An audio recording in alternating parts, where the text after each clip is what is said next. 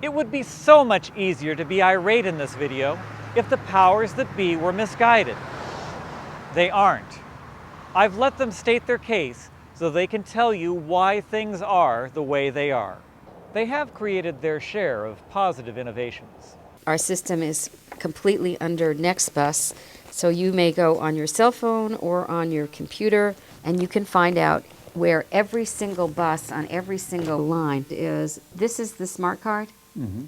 These are all the operators that take the card. And unlike the Bay Area, you may have either an e-purse on here, which is just you put cash on here and it just deducts the right fare every time you get on the bus. Or you can buy a monthly pass that's usable on all these bus systems and go anywhere in the county unlimited. And this is contactless. It also has a contact chip in there. So if we wind up going on somebody else's system, you can force interoperability through the contact portion of it. But as I said, this is the most advanced in the United States, and they're trying to copy this in the Bay Area. They're putting in the system similar to this in Seattle. We've been able to do this for quite a while. And similarly with NextBus, again, it's because we have a fairly gadget-oriented county, people use that. We have one disappointment with what we had, and that is that we used to have an excellent and state-of-the-art transit routing system in this county, and our transit router that we put on the internet was sold all over the United States, to Washington and to the Bay Area. But when MTA came along, their executive director wanted to bring in a system that they had in Dallas, which doesn't work, and they've gone through 3 iterations. Meantime, the Bay Area is now upgrading the system that we put up in 1994. And so it's being upgraded that way, and I'm hoping that we'll be able to go back to that, because the transit router that's on our website and part of the greater Southern California area is frankly dysfunctional. We had an excellent one that worked here, and not only that, we also had it in a Spanish translation, so you could get it Spanish and English, and we had people all over the U.S. using that system.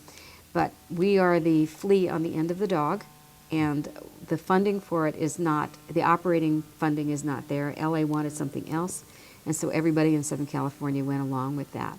We're hoping that we'll be able to get them onto what's going to go on in the Bay Area that will make the system once again functional, but that is going to take time to do.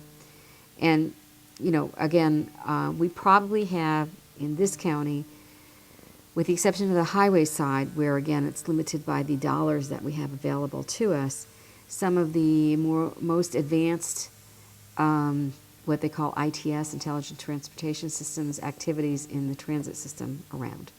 And as I said, what we've done with the bus system is to attempt to make it so that we've removed the mystique or the mystery from using a bus, because people out here who've lived here all their lives are not used to using buses. You grow up on the East Coast, a bus is normal, but it's not necessarily normal here. So we're trying to encourage ridership, and we're doing great. As I said, it's been 10–12% a year on the bus systems. I'm not the only person irate about the limitations, and I'm far more accepting than the writer of this graffiti. The data that we have indicates that we are growing ridership here. We're one of the fastest growing riderships in the United States. We're in the top 20 in terms of people getting on the buses, and they're doing that because we've made the buses as convenient as we can for them. And while it may not seem much to you, by comparison to what was here, we've made great strides, and we continue to make them every year. And you can't just wave a magic wand and say, you're going to be a bus rider.